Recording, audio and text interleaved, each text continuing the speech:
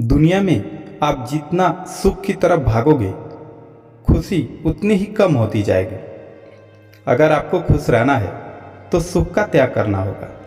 एक दिन एक राज्य के राजा मानसिक रूप से बड़े ही दुखी रहते थे। ज़्यादा दुखी होने के कारण एक दिन उनके मन में विचार आया कि आखिर दुनिया में वो कौन ऐसा इंसान है जो सबसे खुशी है, क्योंकि मेरे पास तो इतने धन दौलत, नौकर चाकर, शारीरिक सुख सुविधाएं देने वाली सारी वस्तुएं उपलब्ध हैं, फिर भी मैं खुश नहीं रह पा रहा। उस राजा के मन में विचार आया और सोचा कि राज्य के सबसे खुशी इंसान की तलाश करूंगा। वह राज्य से निकल गया खुशी की तलाश करने। चलते चलते वह एक संत महात्मा को देखा जो एक पेड़ के नीचे बैठकर तप कर रहे थे। कभी बांसुरी बजाते, कभी नाचते गाते। उनके ललाट पर बहुत तेज था और काफ़ी खुश लग रहे थे। फिर राजा ने सोचा, यह महात्मा दुनिया का सबसे खुशी इंसान प्रतीत हो रहा है। अब राजा वहाँ रोज आने लगे। उनको देखकर उससे खुशी मिलती और उस महात्मा को देखते रहते। उसे महसूस हो गया था कि इंसान में जितनी खुशी झलक रही है और दुनिया में किसी इंसान में नहीं हो सकती। राजा उस महात्मा को देखता रहा और एक दिन बारिश का मौसम शुरू होने वाला था। तो राजा ने सोचा कि यह महात्मा इस पेड़ के नीचे क्या करेंगे, यहाँ तो भीग जाएंगे। इससे अच्छा है कि इनसे कहा जाए कि आप मेरे महल चलिए।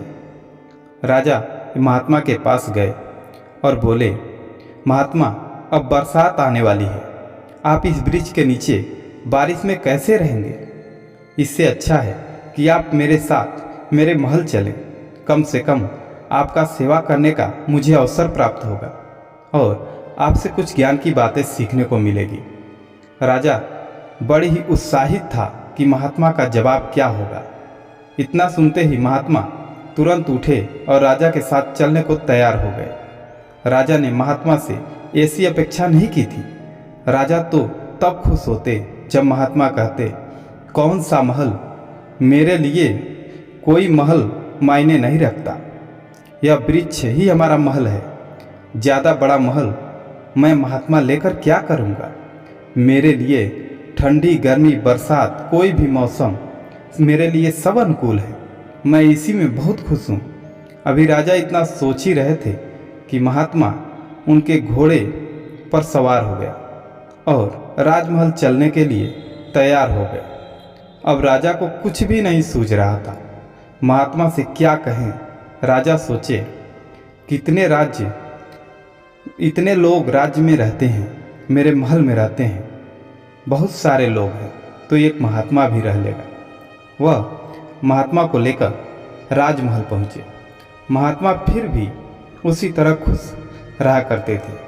महात्मा भी बांसुरी बजाते, अभी भी नाचते, लेकिन अब राजा को उनका यह खुशी उतना अच्छा नहीं लगता जितना कि वृक्ष के नीचे देखे थे। राजा ने सोचा, महात्मा जितना खुश पेड़ के नीचे था, वो धीरे धीरे महात्मा के चेहरे से खुशी कम होती नजर आने लगी।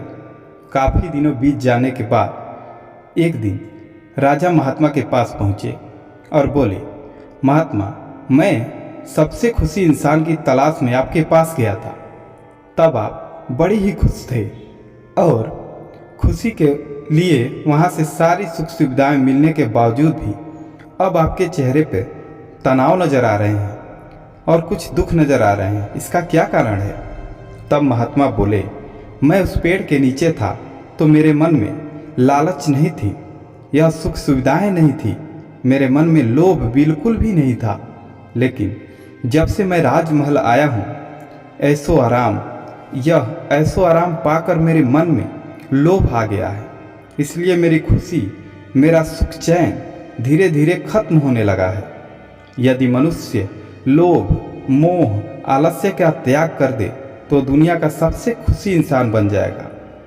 मित्रों, इस कहानी से हमें यही सीखने को मिला कि हम जितना आराम चाहेंगे उतनी ही दुख हमको मिलेगा। लेकिन सुख अगर रहना है, खुशी, तो हमको मोह, लालच का त्याग करना होगा। यह वीडियो आपको कैसी लगी कमेंट में बताइएगा और इसी तरह की वीडियो के लिए हमारे चैनल को सब्सक्राइब जरूर कीजिएगा।